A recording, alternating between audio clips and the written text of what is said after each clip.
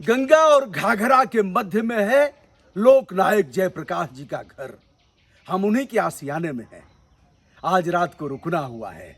गांव सरकार बनाने की पवित्र मनसा के साथ हम निकले हैं आदरणीय श्री चंद्रभूषण पांडे जी के साथ, जो पूर्व न्यायाधीश हैं, भारत परिषद के राष्ट्रीय अध्यक्ष हैं। और आज यह जयप्रकाश नारायण जी का यह सुंदर सा घर, यहीं से क्रांति का सूत्रपात हुआ था।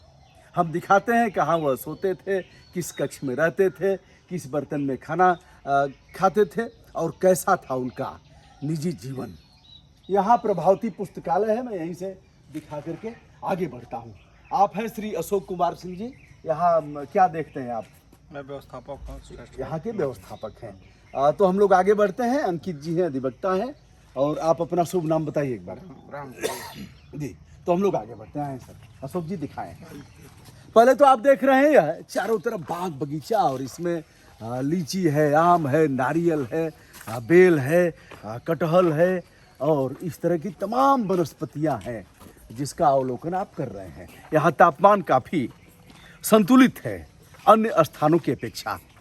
अब आप इधर अगर देखेंगे तो यह नरिया थपुआ यानी खपरेल के मकान। हम भीतर आ जाए।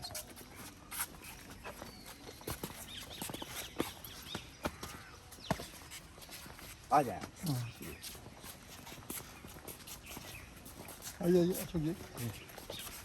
धीरे धीरे बढ़ते हुए हम।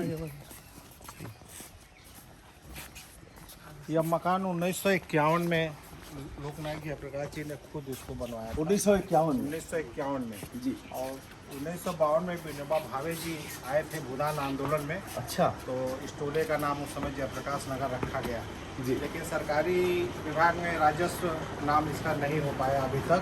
जी। सरकार की घोषणा के आज बाद तक राजस्व नाम नहीं हो पाया। नहीं हो पाया। माननीय अटल बिहारी वाजपेयी उनके शताब्दी वर्ष में यहाँ आए थे। उस समय मंच से अनाउंस हुआ। राजनाथ सिंह मुख्यमंत्री थे, विष्णुकांत शास्त्री जी उस समय गवर्नर थे, तो मंच से अनाउंसमेंट हुआ। लेकिन उसके बाद भी आज तक इस पर कोई क्रियान्वयन नहीं। मतलब जयप्रकाश नगर राजस्व गाँव नहीं। राजस्व गाँव कौन सा है? राजस्व गाँव कोडरहा नवरा। और ये मकान जो है बुद्धिस्ट सर्किट पर बना हुआ है, जो है कि जी। बुद्ध को फॉलो करने वाले थे लोकनायक जयप्रकाश जी। अच्छा। इधर से आइए। ये सब डिजाइन आप मकान का देखेंगे उसी ढंग से।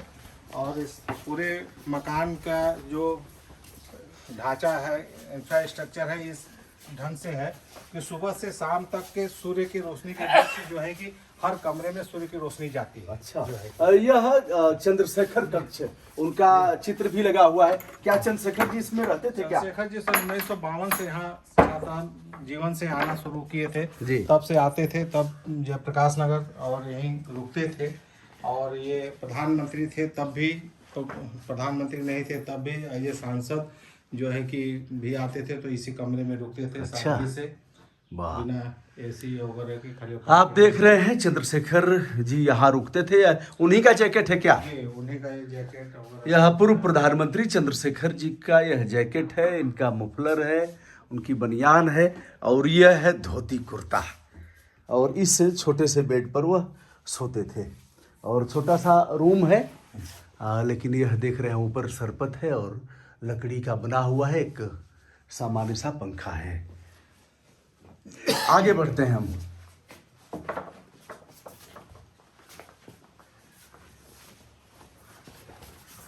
अशोक भाई, इसको दालान बोलते हैं क्या? यह जो है नहीं, ये तो पूरा मकान था। अच्छा, नहीं, इसको क्या बोलेंगे? इसको कुछ खमिया दालान कुछ ऐसे? बरामदा। बरामदा। बरामदा, हाँ जी।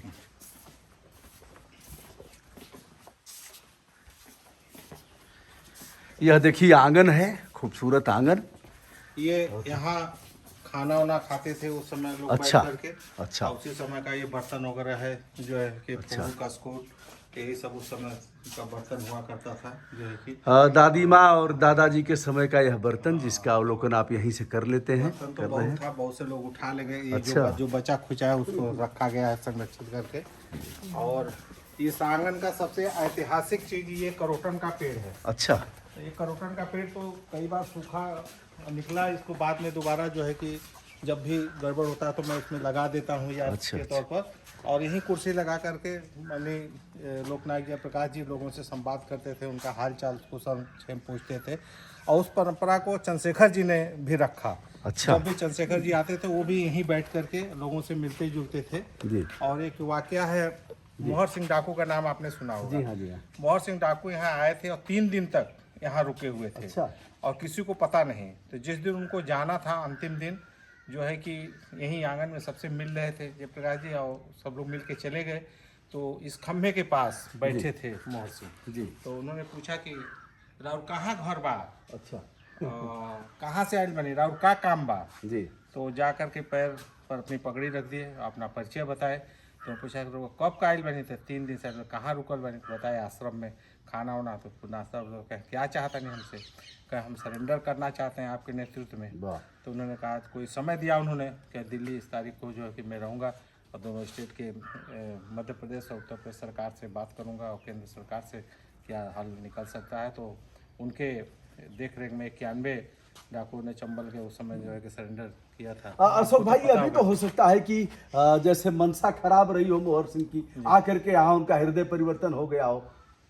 ये तो उस समय मैं तो बचपना था, इतना बात तो गहराई से मैं उसको नहीं बता आगे बढ़ते हैं। अशोक भाई साहब ने बड़ी बात बताया डकैतों के सरेंडर करने का, हृदय परिवर्तन का भी ऐसा स्थान है जहाँ मोहर सिंह आए थे। अब हम उस कक्ष की तरफ बढ़ रहे हैं जिसमें जयप्रकाश नारायण जी रहते थे।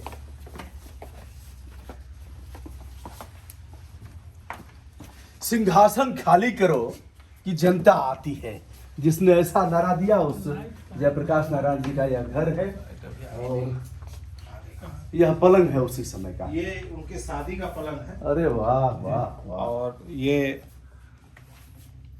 उनके शादी का पीढ़ा। अच्छा, ये शादी का पीढ़ा। वाह वाह वाह। शादी के साथ आता है ना जी हाँ, जी हाँ, जी हाँ, जी हाँ। हाँ, उसी पर बैठ करके शादी होती है पहले परंपरा। अब तो ये सब अभी भी है, ये वाला बनता है। आइए दोस्तों आगे ये उनके पिताजी का फोटो है, हर्षोदयाल जी। अच्छा और ये उनकी माता जी हैं फूल रानी देवी। अच्छा। जयप्रकाश जी का नाम हर जगह मिल जाता है, लेकिन उनके माता पिता का नाम जो है कि बड़े बड़ा दुर्लभ है। से मिलता है और लोग जानकारी इधर लोग आते हैं पूछते हैं।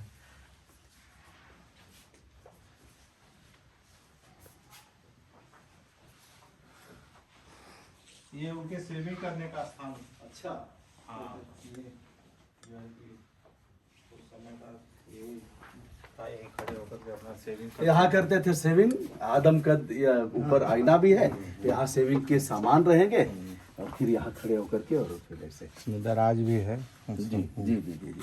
और आगे बढ़ते हैं। ये बाथरूम है, बंद रहता अच्छा, है। अच्छा। घूमने वाले लोग आते हैं, गंदा करके बंद हाँ, करके हाँ, रखा हाँ, जाता हाँ, है। हाँ, हाँ। ये उस समय का जो है। इधर से आइए।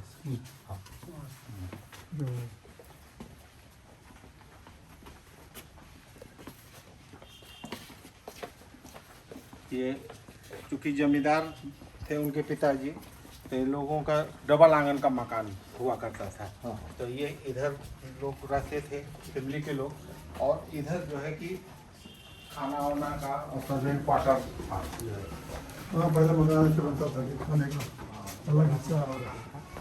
ये यहाँ खपड़ैल का बहुत बड़ा जो है कि सर्वेंट क्वार्टर था, वो बहुत जर्जर स्थिति हो गया था, वो रिपेयर करने लायक भी नहीं था। तो उसको गिरा करके फिर लॉन वगैरह बना दिया गया और इधर का कंस्ट्रक्शन का लिए छोटा सा यहाँ किचन था जो है कि वो भी जर्जर स्थिति हो गई थी। अब इसको बाद में जो है कि 12-13 साल हुआ इसको जो है कि ये नया कंस्ट्रक्शन। केवल मूल रूप से ये जो खपड़ैल का मकान देख रहे हैं लोकनायक जयप्रकाश जी द्वारा निर्मित, इसको संरक्षित करके रखा गया है यादगार के तौर पर।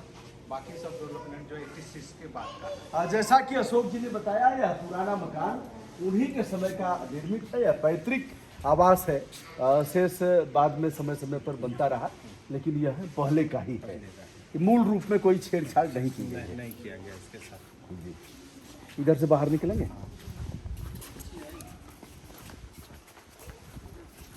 सर अब तो ऐसे खंभे नहीं नहीं, ये पुरानी हर चीजें खत्म। ये लकड़ी है, जबकि रोल नहीं है। हाँ, लेकिन लकड़ी है। लकड़ी है ना, लकड़ी है। और लकड़ी लोहे के साथ देखिए ठंड ये लकड़ी इनके पुराने मकान जो जहाँ घाघरा नदी बह रही है वहाँ जहाँ इनका पुराना मकान था उस मकान की लकड़ियाँ इस पूरे मकान में लगी। अच्छा अच्छा भाई साहब, यहाँ से संगम कितना दूर होगा घाघरा और यहाँ से गंगा 2 का? किलोमीटर। मात्र 2 किलोमीटर। ऐसे स्थान पर जहाँ बाढ़ की विभीषिका से भी जूझते थे।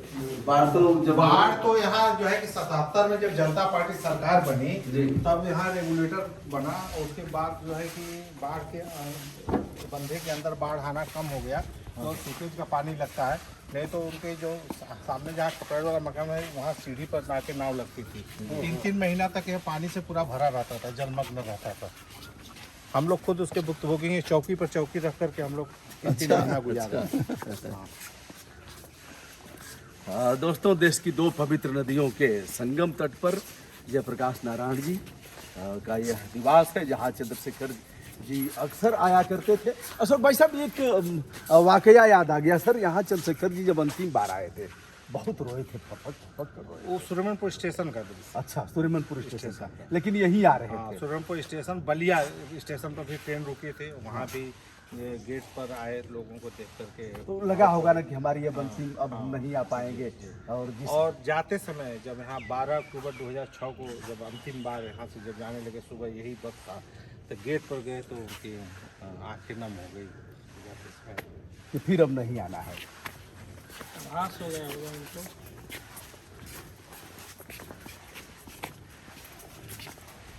सर, आप पहली बार यहाँ आए हैं, कैसा लग रहा है अब देख करके? और आज तक रेवेन्यू विलेज नहीं हो पाया इतने प्रयास के बाद, जहाँ प्रधानमंत्री अटल बिहारी वाजपेयी, लाल कृष्ण आडवाणी जी से लेकर के 8-8 हेलीकॉप्टर एक बार उतरे थे यहाँ।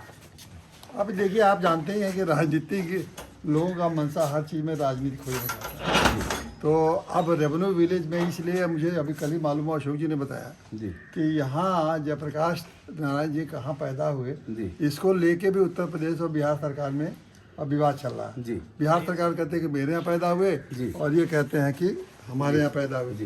तो अब रेवेन्यू विलेज में तो आप जानते हैं कि रेवेन्यू विलेज की जो घोषणा करेंगे तो उसमें तो ये राज्य को दिखाना पड़ेगा ना। यहाँ पर उनकी छावनी थी। अच्छा। और 1902 में प्लेग आया था। अच्छा। तो प्लेग के समय गांव के लोग लाला टोला से आकर के यहाँ बसे, हाँ। रुके थे लोग। हाँ, हाँ। प्लेग खत्म हो गया तो बाकी लोग चले गए। ये खपड़ैल का मकान था, बरामदा था जी। 2 खपड़ैल के मकान था अगल बगल कमरे में, तो ये लोग यहीं रुके थे। तो उनके पेरेंट्स उस समय यहीं रुक गए। तो उस समय इतना मेडिकल साइंस आगे नहीं था, तो कुछ टोटका वगैरह भी था, उनकी माँ को गर्भ वगैरह नहीं रुकता था, तो किसी ने बताया कि जगह बदल दीजिए। तो इसलिए वो लोग रुक गए थे। तो 11 अक्टूबर 1902 विजयदशमी के दिन उनका जन्म हुआ था। इसी अच्छा। यही प्लेस है। अभी विजयदशमी के तो दिन। अब जब जन्म हुआ तो अब ये जिससे बड़ा महत्वपूर्ण तो स्थान में हो नहीं सकती। तो लेकिन मैं समझ रहा हूँ कि फिर भी विवाद है। हाँ। फिर भी विवाद है, फिर भी विवाद है बिहार में और उत्तर प्रदेश में, क्योंकि इतने बड़े लीडर हो गए तो हर आदमी चाहेगा कि उनका मेरे प्रदेश में रहे। अच्छा, लाला टोला यहाँ से कितना दूर? लाला टोला अभी तो 1 किलोमीटर है। 1 किलोमीटर। और जिस समय वो लाला टोला जिसमें जयप्रकाश जी का वंशज रहा करता था, वो तो यहाँ से 4 किलोमीटर है।